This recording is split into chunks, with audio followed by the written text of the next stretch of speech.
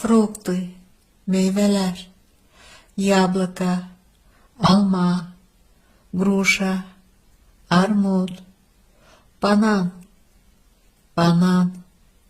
apelsin, portakal, vinograt, üzüm, abrikos, erik, persik, şaftalı, vişня, albalı, клубника, çiyelek, дыня, yemiş, arpuz, karpuz, granat, nar, ananas, limon, mandarin,